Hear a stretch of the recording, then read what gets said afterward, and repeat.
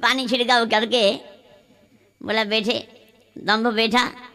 बोला ब्रह्मा जी मन में सोचे ये कहाँ से आया ये महर्षि इतने पवित्र वाला, और मेरे गोद में भी पानी छिड़काव करके बैठते हैं। तो ध्यान लगाया तो ये तो मेरा ही पोता है दम्भ। तो दम्भ जो है हम जो वो है नहीं लेकिन दिखाते हैं वैसा है, हम वही दम्भ है। जो भी हो, जो मनु महाराज जी के संतान के बारे में हम श्रवण कर रहे थे। मनु महाराज जी के जो मध्यमा पुत्री देवहूति, उनका 9 कन्याएं हुई। 9 कन्याओं में से अनुसया का विवाह अत्रि से हुआ। अत्रि अनुसया तपस्या किया 100 वर्ष तक। जो जगत का जो कारण है वही मेरे पुत्र के रूप में आविर्भाव हो। तो ब्रह्मा विष्णु महादेव तीनों एक साथ प्रकट हुए। बोले महाराज आप तीनों कैसे आए हैं? मैंने तो ऐसा, मेरा कितना बड़ा सौभाग्य है, आप तीनों प्रकट हुए हैं। बोले नहीं, जगत का कारण हम तीनों हैं। क्या चाहिए बताओ ना? पुत्र के रूप में मैं प्राप्त करना चाहता था। ठीक है, हम तीनों ही पुत्र बन जाएंगे तुम्हारा। ब्रह्मा जी के अंश में चंद्रमा, भगवान विष्णु के अंश में दत्तात्रेय भगवान, और भोले बाबा महादेव के अंश से दुर्वासा जी, 3 पुत्र हुए अत्रि महाराज का। और मनु महाराज ने अपना ज्येष्ठ पुत्री आकुति का विवाह रुचि नामक प्रजापति से किया था, और उनका पुत्र हुए यज्ञ भगवान। यज्ञ भगवान उनका पुत्र हुए। और कनिष्ठा पुत्री प्रसूति का विवाह दक्ष प्रजापति के साथ कराया मनु महाराज ने।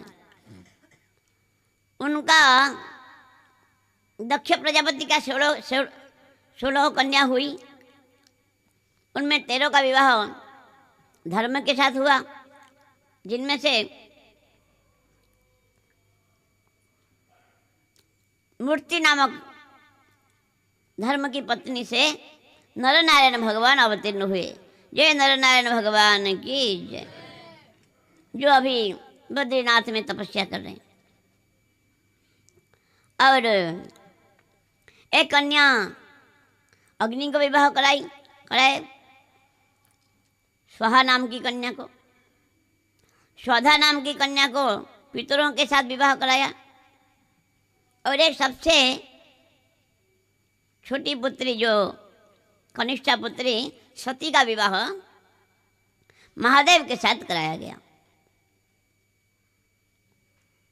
लेकिन उनका कोई संतान नहीं हुआ। कैसे भगवान? बोले महादेव का अपमान होने के कारण कम उम्र में ही सती ने अग्नि में अपने को भस्म कर दिया। उनका कोई संतान हुआ नहीं। विदुर जी पूछे महाराज, भगवान महादेव भोले बाबा तो करुणा का अवतार है, वो किसी से द्वेष नहीं करते हैं, सबको कृपा करते हैं, मंगलमय है। उनके प्रति दक्ष प्रजापति ने द्वेष क्यों किया, जिसके कारण सती को शरीर छोड़ना पड़ा? बोले सुनो एक बार की बात है।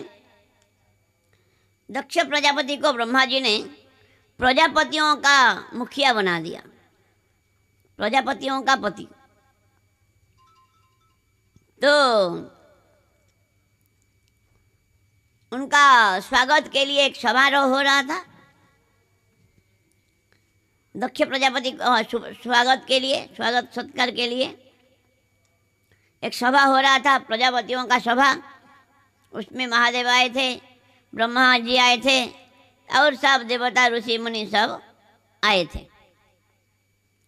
तो वहाँ पर दक्ष प्रजापति का थोड़ा घमंड हो गया कि मैं तो प्रजापतियों का भी मुख्य हूँ, मुझे सब प्रणाम करना चाहिए।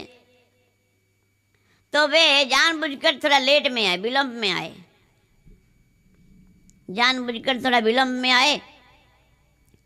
तो वे जब आते ही सभा कक्ष में प्रवेश करते ही सब ऋषि मुनि और प्रजापति लोग सब उठ के खड़े हो गए। केवल भोले बाबा खड़े नहीं हुए, अब ब्रह्मा जी तो पिता है, खड़े नहीं हुए। दो लोग वो देखा सब खड़े हुए, उनको थोड़ा अच्छा आनंद मिला। ब्रह्मा जी तो पिता है, उनको क्या बोलेंगे, लेकिन महादेव जब खड़े नहीं हुए तो बड़ा गुस्सा आ गया दक्ष प्रजापति को।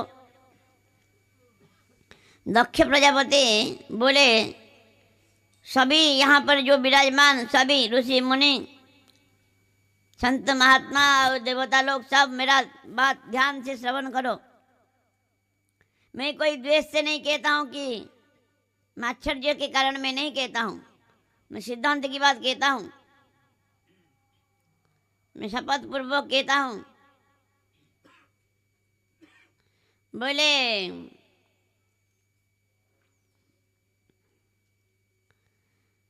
देखो ये जो शिव है, इसका नाम मात्र शिव है, ये पूरा अशिव है।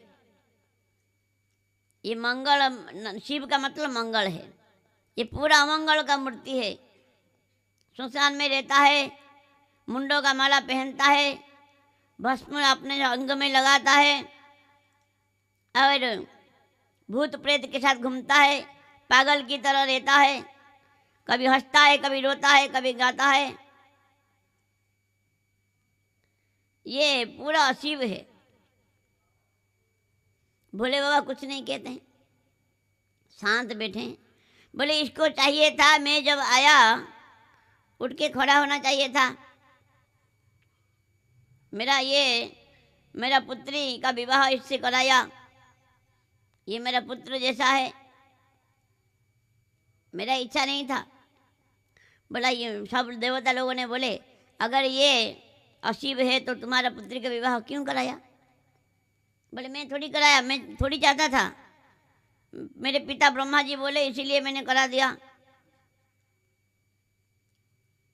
गृहीत्वा मृग सावाक्ष्यः पानी मटकड़ लोचन, मेरा मृग नयनी कन्या का विवाह ये बंदर जैसा मुंह वाले को के साथ कराया मैंने, मैं थोड़ी चाहता था।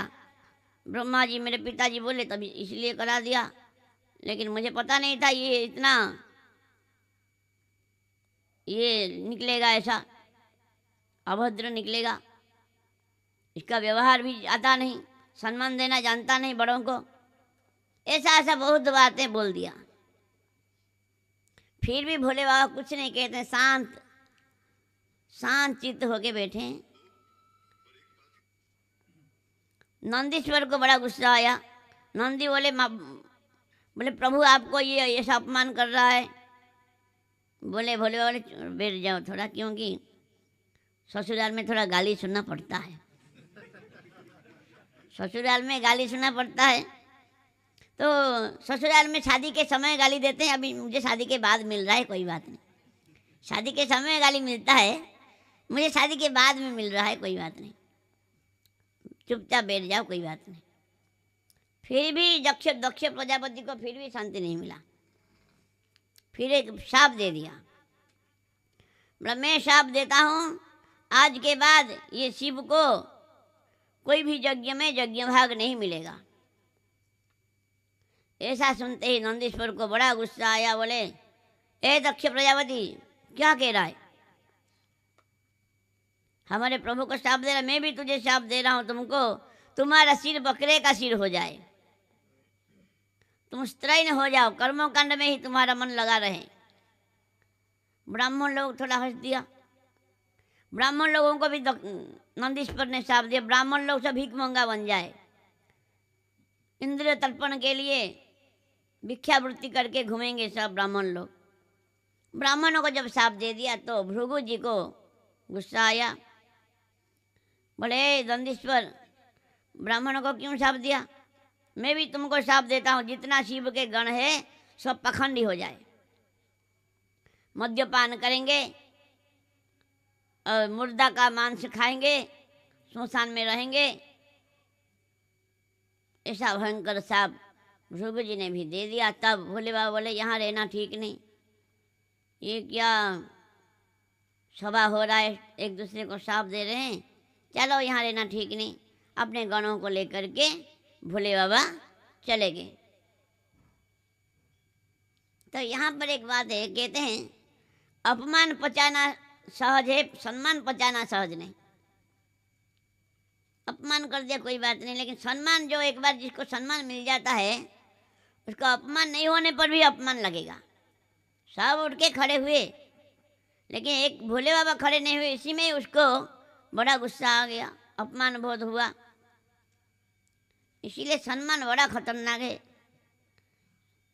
कि सम्मानम कलयति घोर गरलम नीचापमानम सुधा। सम्मान जो है घोर गरल है, सम्मान करेंगे लोग, मान बड़ाई करेंगे।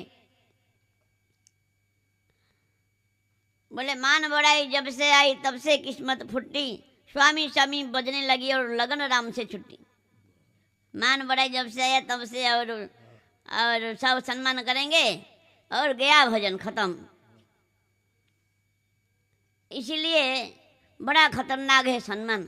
कहते हैं जो संत महापुरुष कहते हैं जो तुम्हारा निंदा करते हैं, हमारे महाराज जी कहते हैं, पदना महाराज जी, जो तुम्हारा निंदा करते हैं उनको पास में रख के काजू किशमिश खिलाओ। क्यों ना, वो तुम्हारा निंदा करके तुम्हारा जितना सब जो है दुर्गुण को वो नष्ट कर देंगे। वो तुम्हारा कल्याण ही कर रहे हैं, तुम्हारा अकल्याण नहीं कर रहे हैं। इसलिए पास में रख के उनको काजू किशमिश खिलाओ।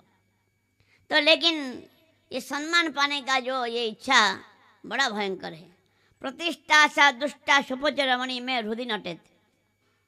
बोले प्रतिष्ठा सा रूपी ये चांडालिनी मेरे हृदय में नृत्य कर रहा है, तुम्हारा भक्ति को मैं कैसे प्राप्त करूंगा? तो इसीलिए सम्मान बड़ा खतरनाक है। अपमान पचाना सहज है, सम्मान पचाना सहज नहीं। ये दक्ष प्रजापति को बड़ा ये हो गया। फिर उसके कुछ दिन के बाद मतलब 87,000 साल तक तो भगवान समाधि में चले गए भोले बाबा। जैसे पार्वती माता सती माता ने रामचंद्र भगवान को परीक्षा करने के लिए जानकी माता का रूप लेके चली गई। वनवास में रामचंद्र भगवान थे, तो भोले बाबा ने बोले देखो देवी, अभी तुम तो मेरी माँ बन गई, मेरी माता का रूप तुमने धारण किया, तुम्हारे साथ पति पत्नी का संबंध मेरा कैसे रहेगा? तो समाधि में चले गए 87,000 वर्ष तक इंतजार करती रही सती माता। फिर जब उनका ध्यान टूटा, फिर क्या हुआ, दक्ष प्रजापति ने और एक बड़ा यज्ञ किया, बहुत बड़ा यज्ञ। तीनों लोक में सारे देवता ऋषि मुनि गंधर्व राक्षस यक्ष सबको बुलाया। भोले बाबा को निमंत्रण दिया नहीं, बाकी सबको बुलाया। और देखते हैं कैलाश पर्वत के ऊपर से सारे विमान सब जा रहा है।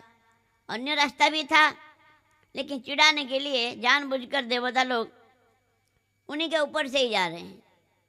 तो सती माता ने पूछा देवांगनाओं को, उनका देवताओं का पत्नियों को पूछा, बहन कहाँ जा रही हो? बोला इशारे से, पता नहीं तुम्हारा पिताजी बहुत बड़ा यज्ञ कर रहे हैं, वहीं जा रहे हैं हम। बोले तुमको बुलाया नहीं क्या? ना, हाँ हमको भी बुलाया है, मैं थोड़ा रेडी होने के लिए टाइम लगेगा, तुम जाओ मैं आ रहा हूँ। तो सती माता भोले बाबा को बोले भोले बाबा तो भजन कर रहे हैं, सती माता के चरण दबाना शुरू कर दिया। बोला देवी क्या कर रही हो? ना मत पूछो स्वामी, हम पतिव्रताओं का धर्म तो ये तो सेवा, पति का सेवा करना धर्म है, मैं अपना धर्म निभा रहा हूँ। बोला तुम ज़्यादा निभा रही हो आज धर्म, आज थोड़ा ज़्यादा निभा रही हो धर्म, क्या कारण है बताओ। बोले मैंने सुना तुम्हारा ससुर, मेरा पिता बोले नहीं, तुम्हारा ससुर बोलने से भोले बाबा को अपना लगेगा। मैंने सुना कि तुम्हारा ससुर बड़ा यज्ञ कर रहे हैं, सब देवता लोग जा रहे हैं अपने पत्नियों के साथ, चलो हम भी जाएंगे। बोले निमंत्रण आया क्या? हाँ निमंत्रण आया, कोई भेजा होगा, लेकिन कहीं रास्ते में कहीं खो गया होगा। कोई बात नहीं, पति के यहाँ, पिता के यहाँ और गुरु के यहाँ बिना बुलाने से भी जाने से कोई दोष नहीं, जाना चाहिए। भोले बाबा बोले देखो देवी, जाना तो चाहिए, लेकिन जहाँ प्रेम हो तहाँ जाना, वहाँ जाना चाहिए, जहाँ प्रेम नहीं वहाँ जाना नहीं चाहिए।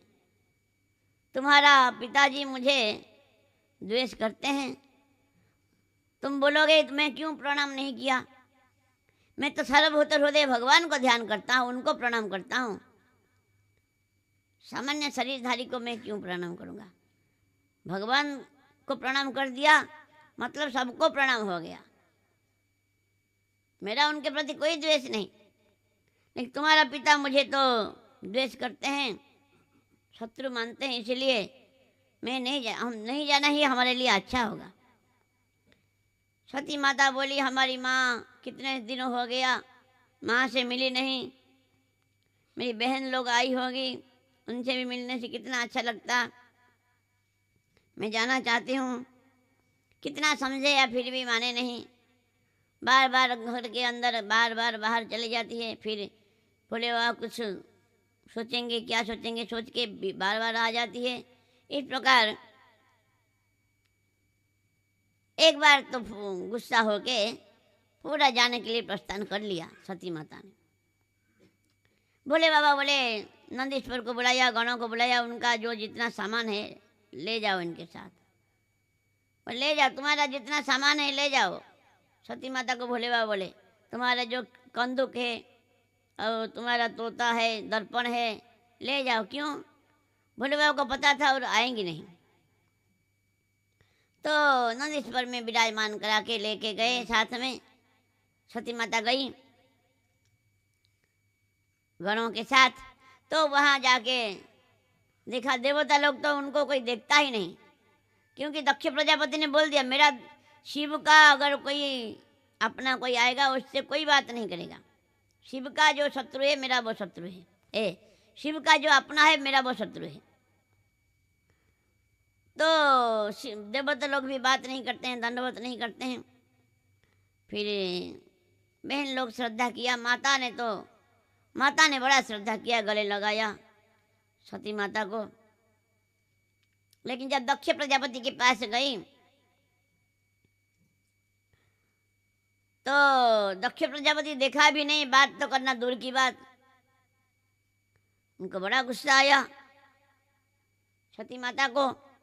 फिर देखा कि यज्ञ भाग नहीं मिल रहा है, सब छोटे छोटे देवताओं को यज्ञ भाग मिल रहा है, लेकिन सती माता को यज्ञ भाग भोले बाबा के लिए यज्ञ में भाग नहीं है। तो उनको बड़ा गुस्सा आया और सती माता ने दक्ष प्रजापति को बोली हे पिता, जो शिव ये 2 अक्षर का नाम कभी कभार भी अगर कोई उच्चारण कर लेता है उसका समस्त पाप से वो मुक्त हो जाता है। ऐसा पवित्र कीर्ति जिनका शासन को कोई लंघन नहीं कर सकता, ऐसे प्रभु को तुम द्वेष करते हो। कहते हैं यद्वक्षर नाम गिरेरित नृणम सकृत प्रसंगादघमासु हन्ति तत् पवित्र कीर्तिम तमलंघ्य शासनम भवानः दृष्टि शिवम शिवेतरः। तुम ही जानते हो कि वो अशिव है, नाम मात्र शिव है, उसका उनका बेस पूरा अशिव है, तुम और कोई जानता नहीं, इसीलिए तो श्मशान में रहने वाले, भस्म लगाने वाले, गले में सर्प डालने वाले, उन्हीं शिवों का चरणामृत को बड़े बड़े देवता लोग अपने सिर पर धारण करते हैं। तुम्हारे द्वारा प्राप्त हुआ ये शरीर प्राप्त करना बड़ा बहुत हो गया। जब अगर मैं जाऊंगा फिर मेरे पति के पास और मेरे प्रभु बोलेंगे दक्षो कुमारी, बोलेंगे बुलाएंगे तो मुझे तुम्हारे द्वारा प्राप्त होने के कारण मुझे बड़ा दुख लगेगा, इसलिए मैं ये शरीर को धारण करना नहीं चाहती हूँ। जो शिव का द्रोही है उनके द्वारा प्राप्त ये शरीर मेरा धारण करना बहुत हो गया। जो महापुरुषों का अगर कहीं निंदा होता है, अपमान होता है, अगर सामर्थ्य है जो अपमान करने वाले का पकड़ करके उसका जीवा को काट देना चाहिए। अगर सामर्थ्य नहीं तो कान बंद करके वो जगह छोड़ के चले जाना चाहिए। लेकिन तुम पिता होने के कारण मैं तो तुमको मार नहीं सकता, इसीलिए मैं खुद को ही स्वाहा कर दूंगी। इस प्रकार बड़ा दुखी हो गई सती माता और उत्तर दिशा के तरफ मुंह करके पीला रंग का एक वस्त्र ओढ़ करके बैठ गई और अपने जोगाग्नि में अपने शरीर को दग्ध कर दिया। तभी तो शिव भोले बाबा का जो गण लोग थे उनको बड़ा गुस्सा आया, यज्ञों को नष्ट करने के लिए आए। तो भृगु जी ने दक्षिणाग्नि में आहुति डाला तो रुभु नाम देवता प्रकट हुए और महादेव के गणों को मार पीट के भगा दिया। इधर नारद जी जाकर बोले, भोले बाबा के पास गए, बोले महाराज क्या आपको पता नहीं, आपका प्राण प्रिय पत्नी सती माता अग्नि में खुद को आहुति दे दिया। इतना सुनते ही तो भोले बाबा को बड़ा गुस्सा आया, अट्टहास्य करने लगे और अपने सिर का केस उखाड़ करके नीचे पटक दिया। एक विशाल भयंकर पुरुष प्रकट हुए और हाथ में त्रिशूल लेकर के वो विशाल पुरुष आए, भगवान को प्रणाम किया। बोले प्रभु क्या आदेश बताइए। बोले जाओ दक्ष के साथ वो यज्ञों को नष्ट कर दो। फिर वीरभद्र नाम उनका हुआ। वीरभद्र आए गणों को लेकर के, यहाँ पर यज्ञ चल रहा है। पहले वाजपेयी यज्ञ किया, फिर बृहस्पति साहब नाम का यज्ञ किया, तो धूल उड़ रहा है बहुत। बोले ये अब धूल इतना क्यों उड़ रहा है, चोर डकैत आ गए क्या। बोले नहीं, अभी तो प्राचीन बरही का शासन है, चोर का उत्पात तो नहीं होगा। न गौ माता आने का समय हो गया क्या। बोला गौ माता समय हुआ तो हुआ नहीं अभी। इसका मतलब उसी समय लाखों लाखों करोड़ों गौ माता थे। इतना धूल उड़ता था मानो प्रलय के जैसा। तो इतना एक दूसरे से बात करते करते ही देखा कि आ गए वीरभद्र अपने गणों को लेकर के आ गए और सब देख करके भागने लगे। देवता लोग पकड़ लिया सबको, महादेव के गणों ने पकड़ लिया और मणिमान ने भृगु को पकड़ लिया, दक्ष प्रजापति को वीरभद्र ने पकड़ लिया। इस प्रकार सबको पकड़ लिया और भृगु जी का दाढ़ी मूछ उखाड़ दिया वीरभद्र ने। बोले ये क्या करता था ना, दाढ़ी दिखा के हंस रहा था, ये हंस रहा था तो दाढ़ी मूछ उखाड़ दिया। भगव नाम का देवता का आंख निकाल दिया। पुष्या नाम का देवता ये क्या करता था, ये दांत दिखा रहा था, दांत को 32 दांत एक मुक्का मारा, 32 दांत तो निकाल दिया। और दक्ष प्रजापति का सिर को काटना चाहते हैं लेकिन कटता नहीं। यज्ञ पशु को जिस प्रकार बलि दिया जाता है उसी प्रकार सिर को उखाड़ करके अग्नि में स्वाहा कर दिया दक्ष प्रजापति का सिर। इस प्रकार ध्वंस कर दिया, पूरा यज्ञों को ध्वंस करके सब गणों के साथ वीरभद्र चले गए कैलाश में। इधर देवता लोग तो रोते रोते आए ब्रह्मा जी के पास। किसी का हाथ टूट गया, किसी का दांत टूट गया, किसी का आंख निकल गया, अब भृगु जी का दाढ़ी उखड़ गया। आए ब्रह्मा जी के पास रोते रोते, बोले बोले पितामह रक्षा कीजिए, दया कीजिए, क्या हुआ ना, हमारा देखो क्या हाल हुआ। बोले तुम लोग क्यों गए वहाँ पर, जहाँ पर कोई महापुरुष का अपमान करने के लिए यज्ञ हो रहा है। मैं गया, भगवान विष्णु गए, तुम क्यों गए, अच्छा हुआ।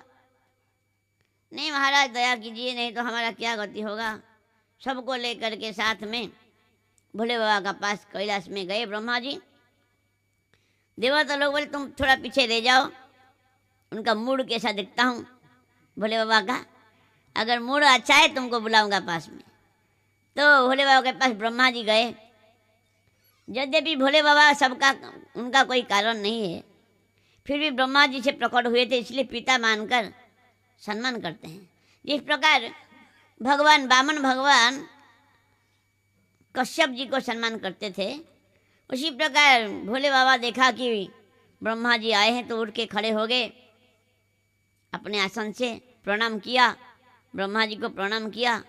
ब्रह्मा जी ने सारी बातें बताया, ऐसा ऐसा ऐसा देवताओं का ऐसा हाल है, आप शांत हो जाओ। बोला मैं तो गुस्सा किया नहीं। भोले बाबा बोले थोड़ा शिक्षा देने के लिए उसको थोड़ा शिक्षा दिया है, दंड दिया है, चलिए यज्ञ के अंत में जो कुछ बचेगा सब भाग आपका होगा। ब्रह्मा जी इस प्रकार बोल के साथ में लेकर के गए और यज्ञ जो बकरे का सिर को दक्ष प्रजापति के धड़ में जुड़ा गया, अश्विनी कुमार ने फिर जिंदा कर दिया। जिंदा होते ही तो वो तो रोने लगे दक्ष प्रजापति, और फिर माफ़ी मांगा बहुत, भोले बाबा का बहुत माफ़ी मांगा, अपने कन्या सती जी का याद करके बहुत रोने लगे। और फिर वहाँ पर यज्ञ पूर्ण हुआ। भगवान के लिए, भगवान नारायण के लिए जब पुरोडोष अर्पण किया गया, नारायण भगवान साक्षात प्रकट हुए वहाँ पर और सबने स्तुति किया, नारायण भगवान का सबने स्तुति किया। भगवान नारायण भगवान बोले देखो मैं ब्रह्मा और शिव कोई भेद नहीं है, हम तीनों में से कोई अगर जो भेद नहीं देखता है वो शांति प्राप्त करता है, इसीलिए मेरा ही अंग है।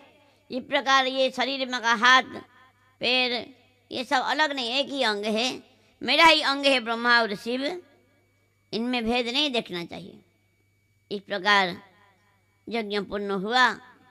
इस प्रकार है विदुर जी, इसीलिए मैं कह रहा था कि सती जी का कोई संतान हुआ नहीं।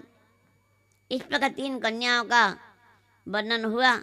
आगे मनु महाराज का 2 पुत्र थे, प्रियव्रत और उत्तानपाद। प्रियव्रत यद्यपि ज्येष्ठ पुत्र थे, वे भजन करने के लिए चले गए, नारद जी को गुरु बनाया, तपस्या करने के लिए चले गए, और उत्तानपाद को राजा बनाया गया। उत्तानपाद का 2 पुत्र थे, 2 पत्नी थी, सुनीति और सुरुचि। पहले सुनीति थी पत्नी, उनका कोई संतान हुआ नहीं बहुत समय तक, तो फिर दूसरा पत्नी सुरुचि को विवाह किया। कुछ दिन के बाद सुनीति का एक पुत्र हो गया, ध्रुव महाराज,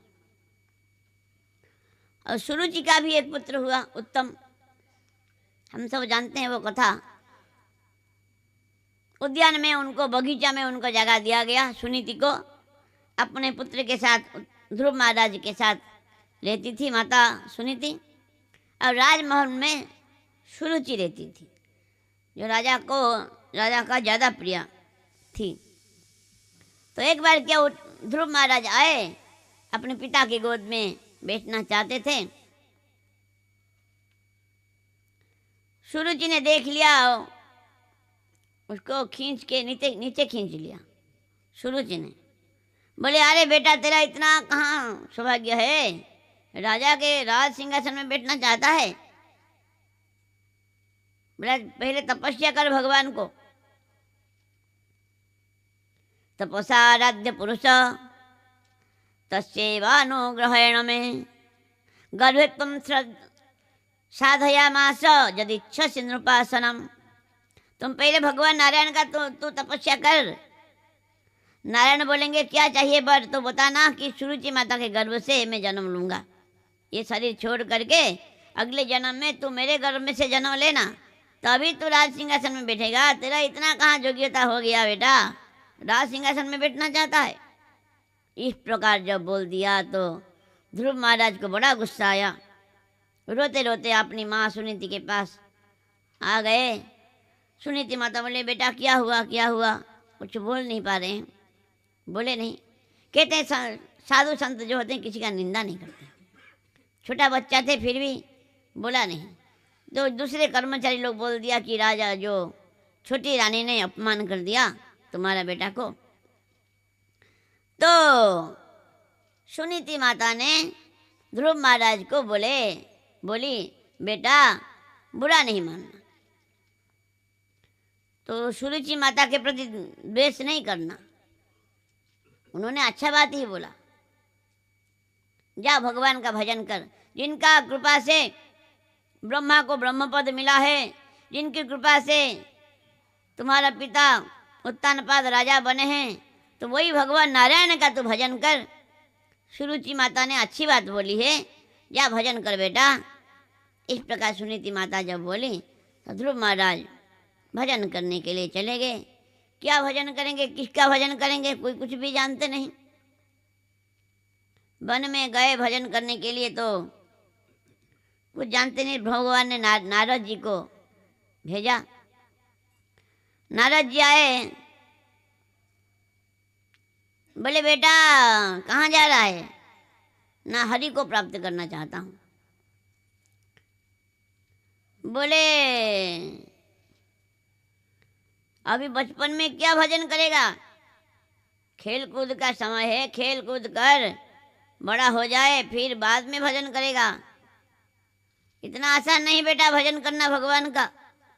हजारों हजार साल भजन कर रहे हैं, तपस्या कर रहे हैं ऋषि मुनि, देख यहाँ पर कितने हैं। भगवान को पाया है किसी ने, तो इतना 5 साल का बच्चा क्या भगवान को प्राप्त करेगा। छोटा बच्चा का क्या राग द्वेष, अपने कर्म के फल से मिलता है, सुख दुख मिलता है, सहन कर जाना ही चाहिए। छोटा बच्चा को क्या गुस्सा क्रोध क्या। बोले कोई कहीं कहते हैं संत, कोई कहीं कहते हैं कि महाराज जी आपका परिचय क्या है। ध्रुव महाराज बोले तुम जानते नहीं मुझे, मैं नारद हूँ, ब्रह्मा जी का पुत्र नारद हूँ। बोले हाँ मैंने भी सुना था नारद जी, ब्रह्मा जी का पुत्र नारद जी, लेकिन एक बात बताइए आप असली नारद जी या नकली नारद है। बोला ऐसा क्या ना, मैंने सुना था नारद जी तो सबको भक्ति का मार्ग दिखाते हैं, भगवान से मिलाने का मार्ग दिखाते हैं, और मैं भजन करने आया हूँ, आप घर में जाने के लिए बोल रहे हो उल्टा। मैं भजन करने के लिए आया हूँ, आप कह रहे हो घर में जाने के लिए। तुम्हारा पिता मेरा शिष्य है, मैं बोल दूंगा राज्य दे देंगे, घर में चले जाओ कह रहे हैं। फिर नारद जी को फिर बोले नहीं बेटा तेरा परीक्षा करने के लिए बोल रहा था, कोई चिंता मत कर, तेरा काम बन जाएगा। नारद जी महाराज ने उनको 12 अक्षर वासुदेव मंत्र का उपदेश दिया। और तत्तात गच्छ भद्रम ते जमुनाया तटे शुचि पुण्यमधुवनम जत्र सान्निध्यम नित्यदा हरे। हे पुत्र बच्चा ध्रुव, तुम जाओ मथुरा में जाओ, मधुवन में जाओ, मैं जमुना तट में जाओ, वहाँ पर भजन करो और पूजन करो, व्रत अनुष्ठान करो, और जहाँ पर भगवान का नित्य सानिध्य है। सानिध्य नित्यदाम हरे, नित्य कैसे सानिध्य है। भगवान द्वापर युग में अंत में आए, वो तो सत्य युग की बात है। इसका मतलब भगवान का नित्य धाम है वृंदावन, मथुरा वृंदावन नित्य धाम है। वो 2 प्रकार लीला होता है, एक वास्तविक लीला, एक व्यवहारिक लीला है। वो स्कंद पुराण महात्म्य में वर्णन है। व्यवहारिक लीला अभी जो आए थे 125 साल लीला किया, वृंदावन, मथुरा, द्वारिका आदि। अब वास्तविक लीला हर समय चल रहा है, हर समय वही लीला चल रहा है। कोई कोई भाग्यवान को दिखाई देता है, सबको दिखाई नहीं देता है। तो कहने का मतलब नित्य लीला नित्य निरंतर चलता रहता है, कोई समय कोई काल उसमें बाधा नहीं होता है। तो कहने का मतलब नारद जी इस प्रकार बताए। ध्रुव महाराज पहला महीने में तो फलाहार करके रहे, बेर और केत खा के भजन किया। दूसरे महीने में पत्ता खा के भजन किया। पहले महीने में 3 दिन में एक बार फल खाया, दूसरे महीने में 6 दिन में एक बार पत्ता घास पत्ता आहार किया, तीसरे महीने में 9 दिन में एक बार जल खाली पान किया, चौथा महीने में तो 12 दिन में एक बार वायु आहार किया। फिर इस प्रकार तीव्र साधन किया तो वायु को भी रोक लिया। वायु को भी जब रोक लिया तो देवता लोगों का भी सांस प्रश्वास बंद हो गया, सब तड़पने लगे। भगवान के पास आए, बोले भगवान क्या हो गया, देखिए हमारा तो जीना ही मुश्किल हो गया। बोले आप लोग चिंता मत करो, मेरा भक्त है ध्रुव भजन कर रहा है, वो प्राण वायु को वो रोक लिया, इसलिए सबका अटक गया सांस। मैं जाऊंगा उसको दर्शन करने के लिए, अभी जा रहा हूँ, चिंता मत करो। दर्शन देने के लिए नहीं, दर्शन करने के लिए भगवान बोले मैं दर्शन करने के लिए जा रहा हूँ। तो भगवान आए। ध्रुव महाराज हृदय में जो भगवान का स्वरूप का चिंतन कर रहे थे, वो चिंतन वो स्वरूप अदृश्य हो गया, अंतर्धान अंतर्हित हो गया। तो वो व्याकुल हो गया, आंख खोल के देखा तो सामने साक्षात भगवान विराजमान है। भगवान को साष्टांग दंडोत प्रणाम किया और ऐसा देखने लगे मानो आंखों में पी जाएंगे और चुंबन देंगे और आलिंगन करेंगे, ऐसा उनका भगवान के प्रति प्रेम उमड़ने लगा। स्तुति करना चाहते थे लेकिन क्या स्तुति करेंगे, जान नहीं पाते हैं। भगवान ने अपना शंख, जो वेदमय शंख का उनको कपोल में स्पर्श कराया, तो भगवान का बड़ा सुंदर स्तुति किया ध्रुव महाराज ने। बड़े भगवान, जो मेरे हृदय में प्रवेश करके मेरा जो सुप्त वाणी को जिन्होंने प्रकट किया था, हे भगवान मैं आपको बार बार प्रणाम करता हूँ। भक्ति मोह प्रवहतम तोयि मे प्रसंगो भूयादनंत महताम अमल शयानम जैनांजसलवनमुर्व्यसनम भवब्धि निश्चय भवद्गुण कथा मृतपानमत्तः। हे भगवान, जो आपका प्राण प्यारे भक्त है, उन्हीं का सानिध्य मुझे मिलता रहे। उसमें क्या होगा ना, मैं आपका लीला कथा का श्रवण करते करते मैं ऐसा उन्मत्त हो जाऊंगा, अनायासी भवसागर को पार करके आपके चरण में पहुंच जाऊंगा। इसलिए मुझे संतों का सानिध्य देना प्रभु। ये इस प्रकार सब ने, जिन्होंने भी जितने जितने भक्त हो गए, ध्रुव महाराज हो, प्रहलाद महाराज हो, सब प्रेमी भक्तों का सानिध्य मांगा है। हमारा बड़ा सौभाग्य है, हमारे परम पूज्य पाद बा महाराज का सानिध्य हमको प्राप्त हो रहा है। अभी जो लोग समझ नहीं पाते हैं, बाद में पछताने पर भी और कुछ नहीं मिलेगा। और विषय भोग में आनंद ले रहे हैं जो लोग, लेकिन बाद में इतना कष्ट होगा। हमने पहले ही श्रवण कर लिया कितना कितना कष्ट होता है। इसीलिए यद्यपि आनंद नहीं है, फिर भी आनंद है ऐसा सोच रहे हैं, खुद को मान रहे हैं। जो भी हो, हमको अभी इतना मनुष्य शरीर मिल गया और सद्गुरु चरणाश्रय मिल गया, ब्रजवास मिल गया, प्रेमी संत बाबा महाराज जैसे संत महापुरुष का सानिध्य मिल गया। इतना कुछ प्राप्त होने पर भी अगर हम ठीक ठीक भजन साधन करके ये माया मोह से मुक्त होकर के भगवान के राधारानी के चरणों में अगर नहीं पहुंच पाए, बाद में भगवान को दोष देने से क्या मिलेगा। भगवान सब अपने तरफ से कोई कृपा करना कोई कमी नहीं छोड़ा है, सब दे दिया। अभी खुद का कृपा बाकी रह गया। संतों ने कृपा कर दिया, गुरुदेव ने कृपा कर दिया, खुद का कृपा ही बाकी रह गया। इसका मतलब जो विषय में जो आसक्ति है, बा महाराज कहते विश्व आवेशित चित्तानम कृष्ण भक्ति सुदुर्लभ। विषय में जिसका आवेश है वो कभी भी भगवान को प्राप्त करना आसान नहीं है।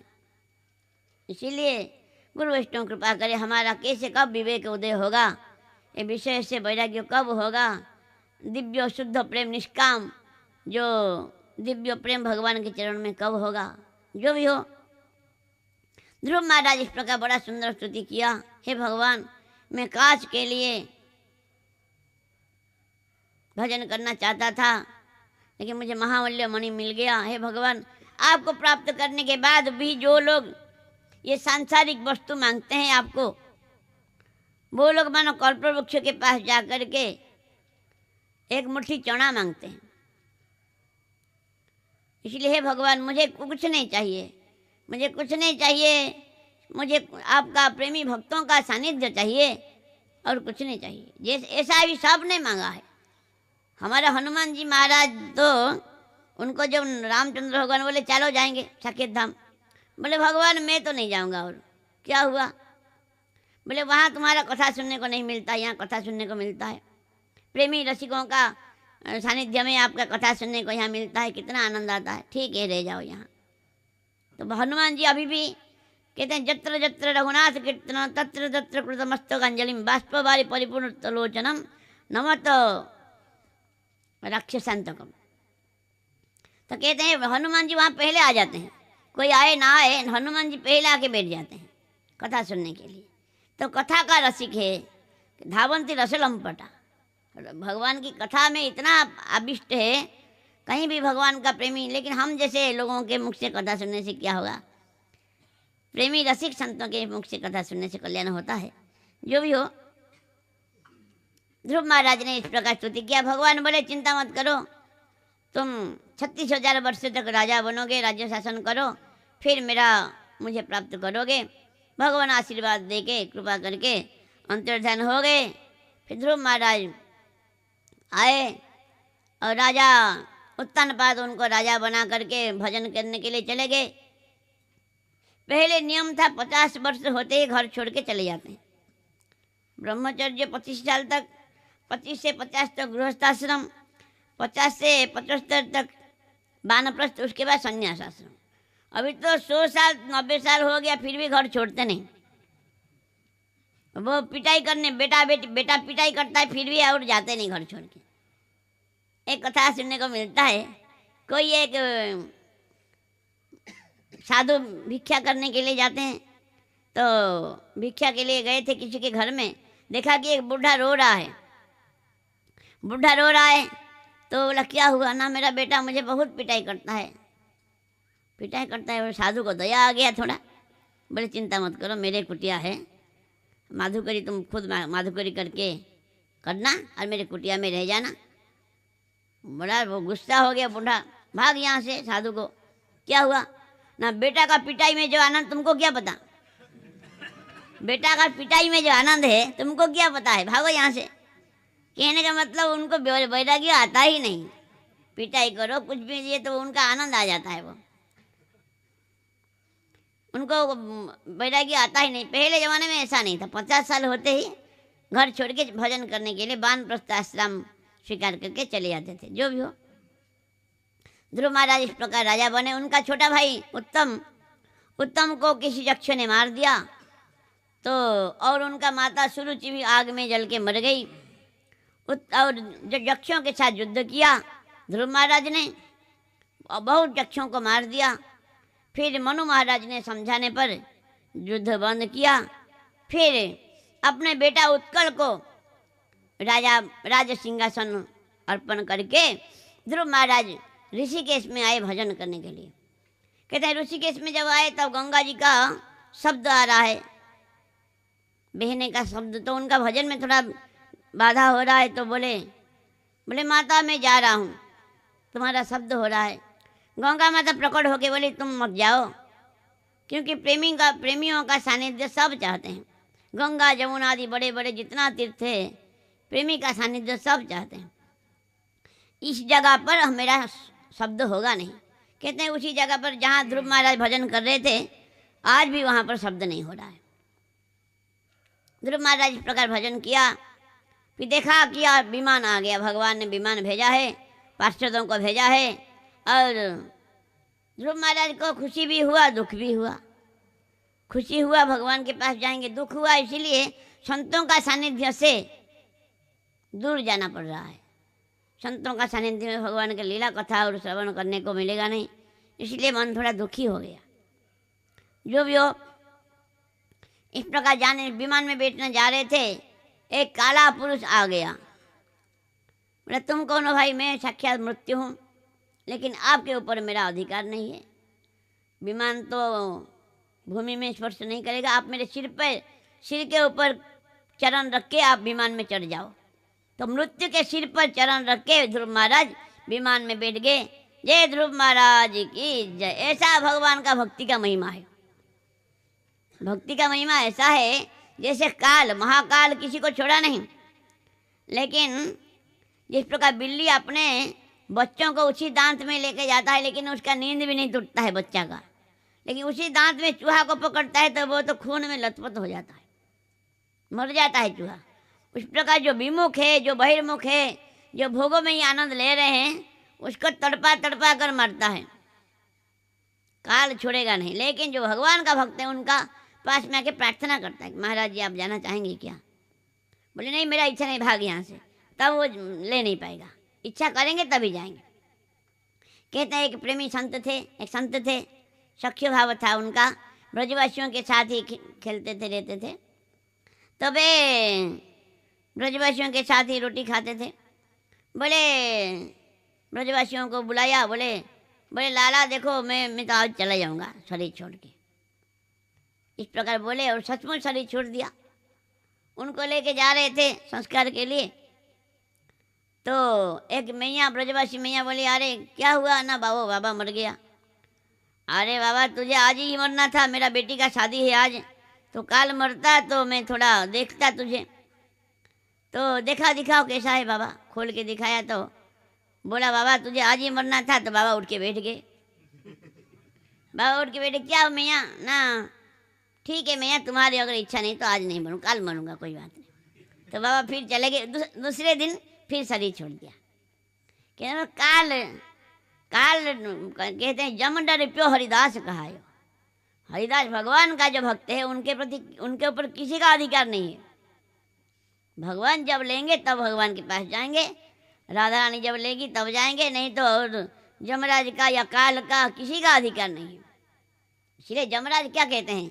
जीवा न भक्ति भगवत गुरु नाम धेय चेतश्च न स्मरति तच्चरणारविंदम कृष्णाय न नमति जच्छिर एकदापि ताननय ध्वमसत कृत विष्णु कृत्याम। जमराज अपने दूतों को कहते हैं, हे दूतों लोग सुनो, जिनका जीवा मेरा भगवान का नाम नहीं करता है और जिनका हृदय भगवान का चिंतन नहीं करता है, जो भगवान के चरण में दंडवत नहीं करता, उसको लेकर आओ, लाओ, मैं दंड दूंगा। मैं वैष्णव का स्वामी नहीं हूँ, वैष्णव का मैं स्वामी हूँ, जो विमुखों का मैं स्वामी हूँ, उनको दंडदाता हूँ। वैष्णव का दंडदाता मैं नहीं हूँ। जो अगर कोई वैष्णव के द्वारा कोई गलती भी हो भी जाए, भगवान उसका विचार करते हैं, उसके जमराज का विचार करने का अधिकार नहीं। ऐसा भक्ति का ऐसा अद्भुत महिमा है, क्या बताएं। जो भी हो, इस प्रकार ध्रुव महाराज ने भगवान के धाम में गए। जाने के टाइम उनका मन में थोड़ा विचार आया, मेरी माँ सुनी थी, क्या उनका गति हुआ होगा पता नहीं, वो तो मुझे भेजा था भजन करने के लिए, मेरी बेचारी माँ। तो पार्षद लोग जान गए उनका मन की बात, बोले महाराज देखो तुम्हारे आगे जा रही, तुमको जन्म देने वाली तुमसे पीछे थोड़ी रह सकती है, आगे जा रही उनका विमान में, देखो तुम्हारी माँ का विमान आगे जा रहा है। कहने का मतलब भगवान का जो भक्त हो गया, उनका और माता पिता के लिए क्या विचार करना है। कहते हैं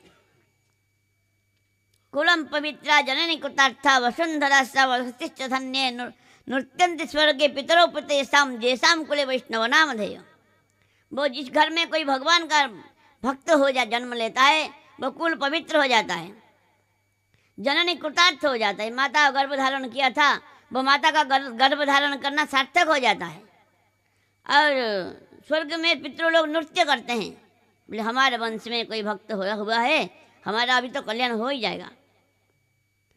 और इस प्रकार वसुंधरा पृथ्वी माता अपने को धन्य महसूस करती है, मेरे पृथ्वी में एक भक्त जन्म लिया है।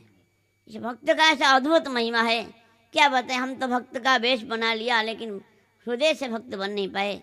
गुरु वैष्णव कृपा करे हृदय से भी हम भक्त बन जाए। जो भी हो, इस प्रकार इसी वंश में आगे चल के बातें, बहुत लंबा बात है लेकिन समय कम है। आगे चल के अंग महाराज अंग हुए।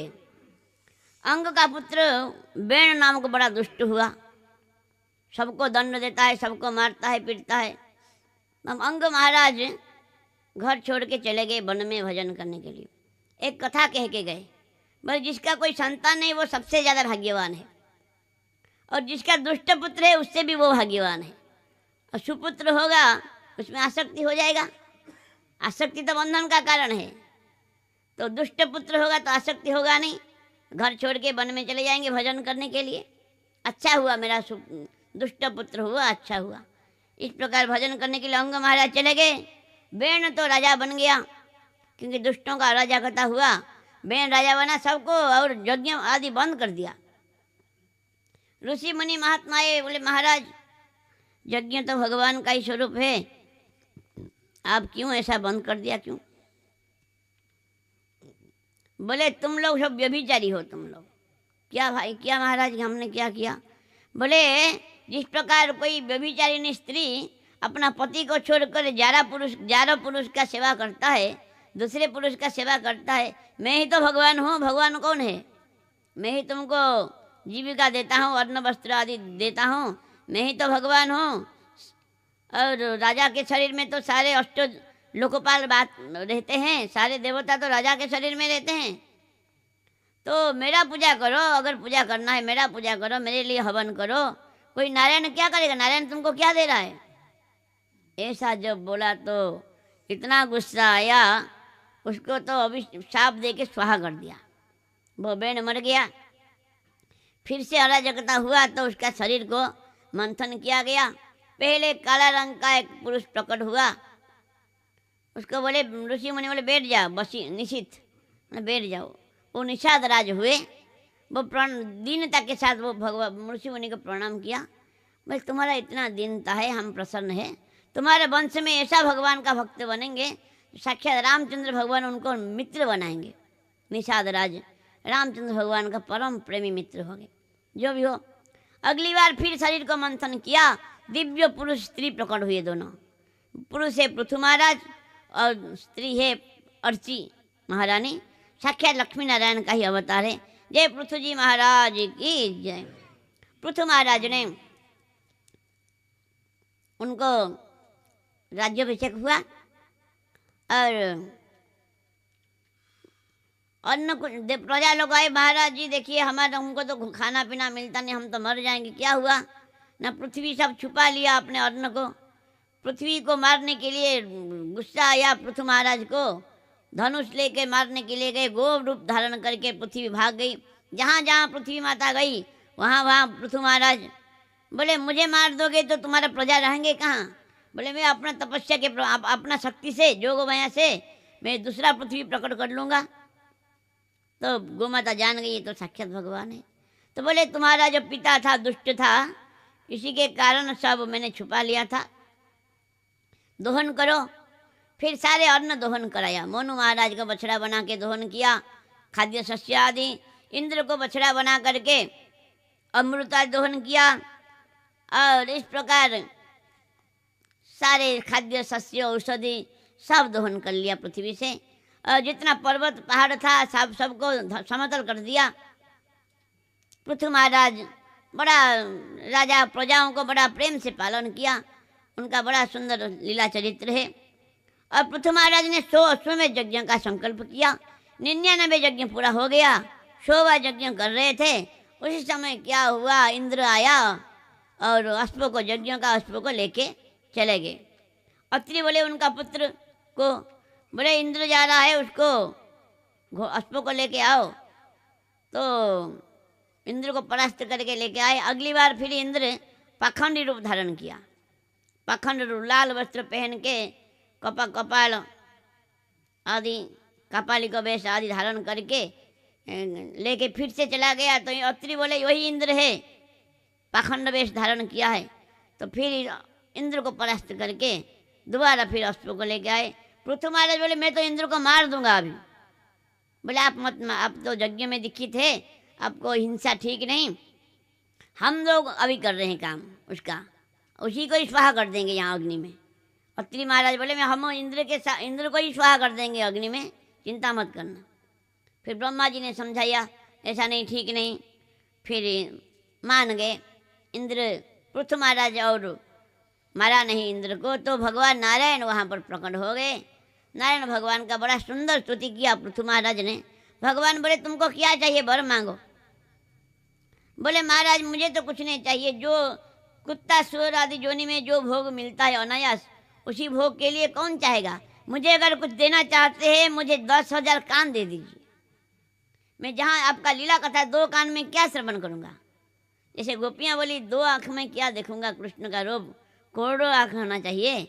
उस पर पृथु महाराज बोले मुझे 10,000 कान दे दीजिए, मैं 2 कान में मैं तृप्त नहीं हो रहा हूँ कथा सुनते सुनते, मुझे 10,000 कान दे दीजिए प्रभु। और एक मेरा इच्छा है, लक्ष्मी माता आपका चरण सेवा कर रही है, मैं वैकुंठ में जाऊँगा, मेरा भी आपका चरण सेवा करने का इच्छा है। हम दोनों अगर चरण सेवा करेंगे तो लड़ाई हो जाएगा कभी कभार, तो आप किसका पक्ष लेंगे बताइए। भगवान थोड़ा हंस दिए। भगवान का मुस्कुराता हुआ मुख कमल को देखने के लिए ही पृथु महाराज ऐसा बोले थे, जो भी बड़ा सुंदर स्तुति किया। भगवान जीव तो सहज ही माया में मोहित है, आपको आप ऊपर से उसको कह रहे हो क्या चाहिए क्या चाहिए, वर मांगो, ऐसा नहीं कहना। भगवान को बोल रहे हैं आपका वेद तो सबको मोहित करके रखा है, आप भी कहते हो क्या चाहिए, जीव तो सहज ही माया में पड़ा हुआ है। हे भगवान देना है तो इतना दीजिए, जिस प्रकार कोई छोटा बच्चा जहर खाना चाहता है, जहर का बोतल मांगता है, तो माँ तो उसको पिटाई करके छीन के ले लेती है, जहर थोड़ी माँ पीने को देगी। इसीलिए हे भगवान अगर मैं मांगूंगा भी तभी भी मुझे नहीं देना, जो मेरे लिए भजन के लिए प्रतिकूल होगा, मेरे कल्याण में बाधा होगा, ऐसा अगर सांसारिक नश्वर विषय भोग अगर मैं मांगूंगा फिर भी मुझे नहीं देना। भगवान बड़ा प्रसन्न हो गए। पृथु महाराज इस प्रकार भगवान का बड़ा सुंदर स्तुति किया। फिर पृथु महाराज ने, बहुत बातें हैं लेकिन समय कम है, भजन करने के लिए पृथु महाराज चले गए और शरीर त्याग करके नित्य धाम में प्रवेश किया। अर्ची महारानी भी नित्य धाम में प्रवेश किया। इसी वंश में आगे चलकर प्राचीन बरही हुए। प्राचीन बरही बहुत यज्ञ किया, हजार यज्ञ किया, पशुओं को मार देते थे, बलि देते थे। तो नारद जी महाराज एक बार आए, बोले देखो महाराज क्या कर रहे हो तुम। ना यज्ञ कर रहा हूँ, यज्ञ पशु बलि दिया, देखो तुमने जितना पशुओं को मारा है सब मुंह फाड़ के ऊपर देखो सब दिखाई दिया, सब मुंह फाड़ के तुमको मारेंगे, खाएंगे, सब तुमको नोच के खा जाएंगे तुमको। ना क्या प्रायश्चित कैसे होगा, क्या करूँगा बताइए। भाई भजन करो भगवान का। मैं एक कथा कहता हूँ सुनो। क्या ना दो मित्र थे और एक का नाम था पुरंजन, दूसरा का नाम अभिज्ञात। और दोनों मित्र थे और पुरंजन वो भोगों में उसका मन था, वो लालची था। अभिज्ञात तो कुछ नहीं, वो तो निष्पृह रहते थे।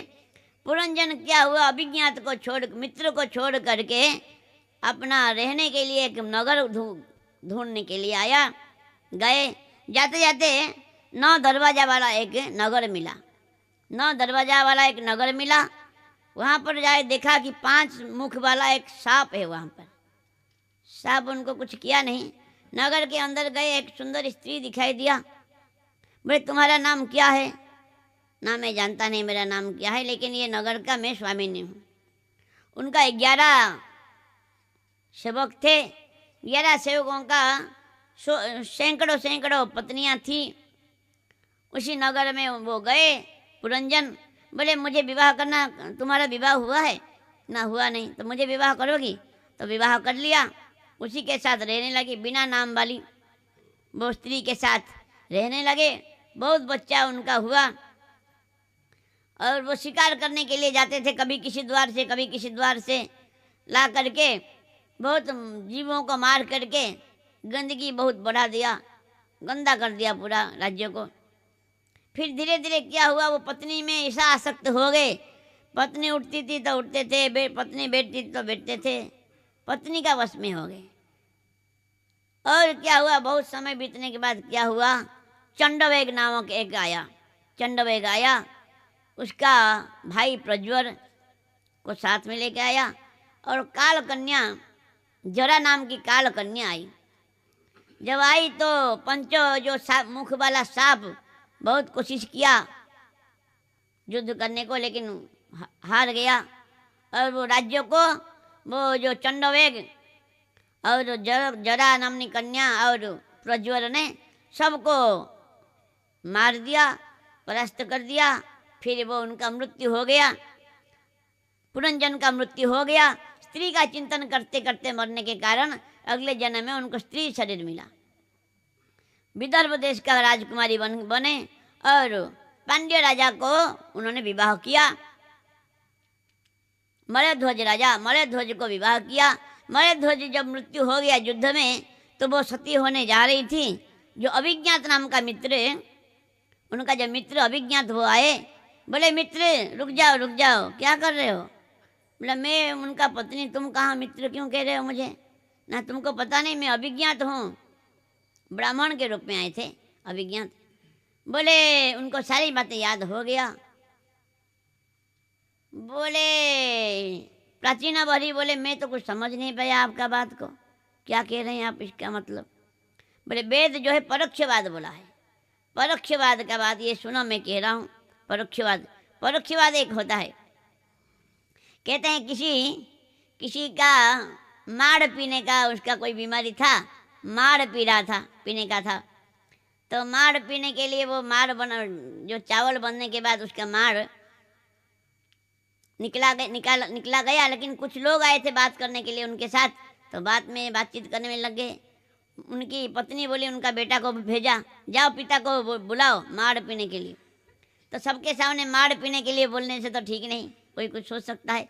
वो बेटा उनका थोड़ा ज्ञानी था, बोला पिताश्री क्या ना, धाडू ग्राम से माड़ू आया है, धाडू ग्राम से माड़ू आया है और कठोता में रखा था, कठोतिया घाट में बैठा है, कठोतिया घाट में बैठा है, जल्दी आओ नहीं तो वो शीतलपुर में चला जाएगा। मतलब धान से माड़ हुआ है, धाडू ग्राम से माड़ू आया है, धान से माड़ हुआ है, कठोता में रखा हुआ है, कठोतिया घाट में बैठा है, तो जल्दी पी लो नहीं तो ठंडा हो जाएगा, शीतलपुर में चला जाएगा, मतलब ठंडा हो जाएगा। तो बोले ठीक है मैं आ रहा हूँ। जल्दी गए और पी लिया माड़ को। ये परोक्षवाद है। तो परोक्षवाद इसलिए कहते हैं, ये जो मनुष्य शरीर जीव रूपी पुरंजन ने लाखों 84 लाख योनि में भटकते भटकते मनुष्य शरीर उसको अच्छा लगा। मनुष्य शरीर में 9 द्वार है, 2 आँख, 2 कान, नाक, मुख आदि 9 द्वार है। वो 9 द्वार वाला मनुष्य शरीर उसका अच्छा लगा। उसमें 5 फणा वाला नाग, पंच प्राण, पान अपान व्यान उदान समान, पंच प्राण है। उसमें 11 इंद्रिय है, 11 बुद्धि है। वो स्त्री, वो पूर्व का स्वामी ने जो बुद्धि रूपी है स्त्री, उसका बुद्धि का वश में हो गया, बुद्धि में वश के हो गया। बुद्धि का जो 5 ज्ञानेंद्रिय, 5 कर्मेंद्रिय, मन 11 है, उनका सैनिक है, सेना है। उनका हजार वृत्तियां हैं, विषय भोग करता है जीव। और कभी किसी द्वार से जाता है शिकार करने के लिए। मतलब आंखों में आंख चाहता है अच्छा रूप देखता है, रंग तमाशा दुनिया का, कान में विषय वार्ता सुनता है, मुख में चटपटी खाना खाने को अच्छा लगता है, ये सब शिकार कर रहा है, गंदा कर दिया सारे।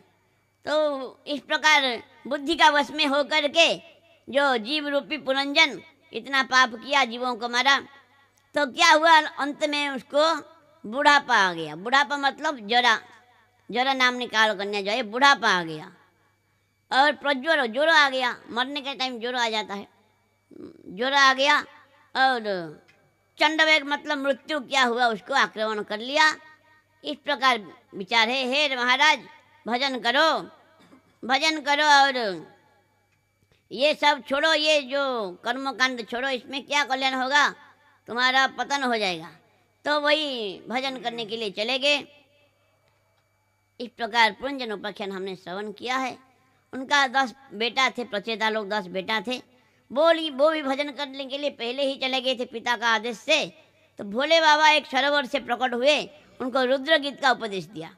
भोले बाबा बोले मेरा वैष्णव जो है मेरा प्राण है, भगवान का जो भक्त है मेरा प्राण है, इसीलिए मैं ये ज्ञान का उपदेश देता हूँ, तुम श्रवण करो, भजन करो। भोले बाबा ने रुद्र गीत का उपदेश दिया। और भोले बाबा कहते हैं खेनार्धेनापि तुलये न स्वर्ग न पुनर्भवम भगवत संगी संगस्य मर्त्यानाम किमुताशिष। आधा क्षण का भी सत्संग का बराबरी मोक्ष भी नहीं कर सकता, स्वर्ग और मोक्ष भी नहीं कर सकता, और संसार के तुच्छ विषय वस्तु भोगों का क्या कहा जाए। इसलिए तुम भजन करो। उन्होंने बड़ा सुंदर भजन किया, भगवान का दर्शन प्राप्त किया। दर्शन प्राप्त करके भगवान बोले तुम वृक्ष का कन्या बार्खी को विवाह करो, और उनका विवाह किया। उनका बेटा हुआ दक्ष, वही दक्ष प्रजापति जो बकरे का सिर हो गया था, उनको शर्म आ गया, बस शरीर छोड़ के फिर से प्रचेताओं के बेटा बन के जन्म लिया और फिर से भजन करने के लिए चले गए। प्रचेता लोग दक्ष प्रजापति को राजा बना के भजन करने के लिए चले गए। नारद जी को उनको एक उपदेश दिया, आखिरी उपदेश हम श्रवण करेंगे थोड़ा सा। बोले एक नारद जी ने एक उपदेश दिया प्रचेताओं को, 3 बात बताया। दया सर्वभूतेषु संतुष्ट येन केन वा सर्वेन्द्रियोपशांता च तुष्यन्ति आशु जनार्दन। भगवान अति शीघ्र कैसे प्रसन्न होंगे, 3 बात बताया। बोले सब जीवों के प्रति दया करो और जो भी मिल जाए उसमें संतुष्ट रहो, हर समय हर पल संतुष्ट रहो, और इंद्रियों को संयम करो, नियंत्रण करो, इसी में भगवान प्रसन्न हो जाते हैं। जय जय श्री राधे श्याम। ये बाबा महाराज कृपा से, गुरु वैष्णव कृपा से वाणी को पवित्र करने के लिए थोड़ा कीर्तन किया। आज विलम्ब हो गया, बाबा महाराज हमको क्षमा करेंगे। और कथा को यहाँ पर विश्राम देते हैं। कथा में कोई त्रुटि विचलित क्षमा चाहता हूँ।